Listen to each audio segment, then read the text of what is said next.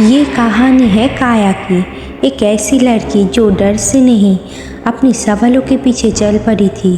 क्योंकि कुछ जगह शरीर गायब नहीं करती, शरीर के अलावा सब कुछ छीन लिया जाता है।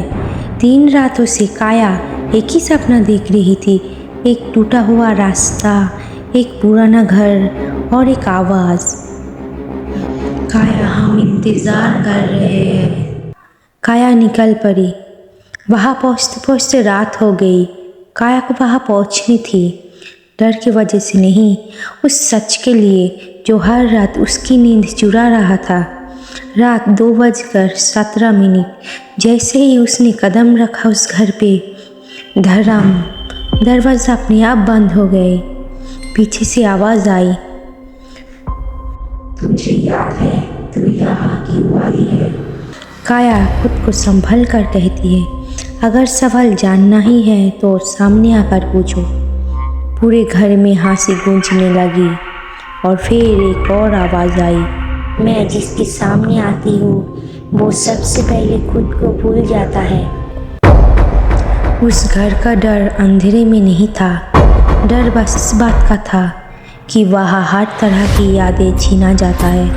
तभी दीवारों से चेहरे उभरने लगी, बिना आंखों की। काया कांपती हुई बोली, ये सब भ्रम है, मुझे डराने के लिए। ना मैं डरूंगी, ना ही मैं हार मानने वाली हूँ। उसी वक्त एक साया पास आई, एक औरत की साया। साया ने काया को कहा, हम जान नहीं लेते, हम इंसान का हर तरह की यादें निकाल लेते हैं। छाया फुसफुसा कर कहा, यहाँ ऊपर की कोई शक्ति नहीं आती, इसीलिए यहाँ सिर्फ हम रहते हैं।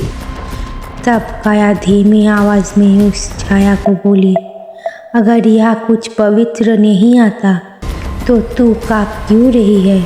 तुझे डर है, कभी ना कभी कोई ना कोई तुझे ज़रूर मिटाएगी, इसीलिए तू सबकी यादें छीन लेती है। छाया बिल्कुल सामने था। छाया कहने लगी, तू चिंता मत कर, जब मैं तेरा याददाश्त छीन लूँगी तब तू हल्की हो जाएगी। ये बात सुनकर काया की आंखें भर आई। काया मन ही मन सोचने लगी, अगर सब कुछ भूल जाऊँ तो माँ को भी भूल जाऊँगी, अपनी भगवान, दोस्त, सब कुछ। और तभी उसे माँ की एक बात याद आई, जहाँ संकट हो वहाँ संकट मोचन का नाम लिया जाता है, तो वहाँ कोई अंधेरा ज़्यादा देर नहीं टिकती। काया ने आंखें बंद की और खुद को कहा, इस घोर संकट में संकट मोचनी आप मेरी मदद कर सकती है। आप काया की आवाज़ में डर नहीं था, एक अलग ही साहस आ गई थी। काया 2 हाथ जोड़कर बोलने लगी, जय हनुमान ज्ञान गुण सागर, जय कपीश लोक उजागर, रामदूत तुलित बलधामा, अंजनी पुत्र पवन सुत नामा, महावीर विक्रम बजरंगी, कुमति निवारण सुमति के संगी। छाया चिल्लाने लगी, उसे रोको वरना हम सब जल जाएंगे।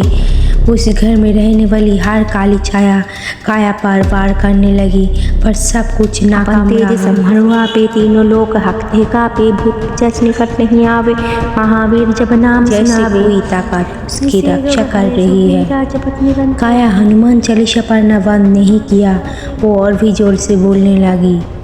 तब काली छाया अपनी असली रूप में आ गई और एक के बाद एक वार करने लगी, पर सब कुछ नाकाम हो गया।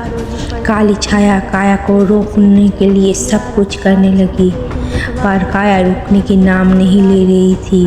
वो बिल्कुल भी नहीं डर रही थी।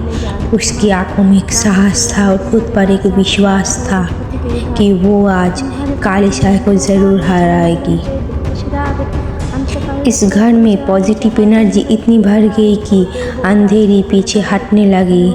छाया चीखी, ये जगह हमारी है और हमारी ही रहेगी। ये बोलते बोलते वो ख़त्म हो गई।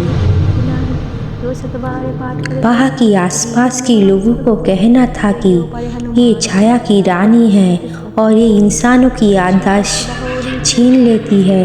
याददाश्त यानी विश्वास, प्यार और हर तरह की अनुभूति, क्योंकि इस छाया की रानी में आत्मा लेने की शक्ति नहीं थी। काया अपने घर पहुंची, अपनी माँ को सारी बात बताई और माफ़ी भी मांगी क्योंकि उसने अपनी माँ को कुछ भी ना बताकर वहाँ पहुँच गई थी।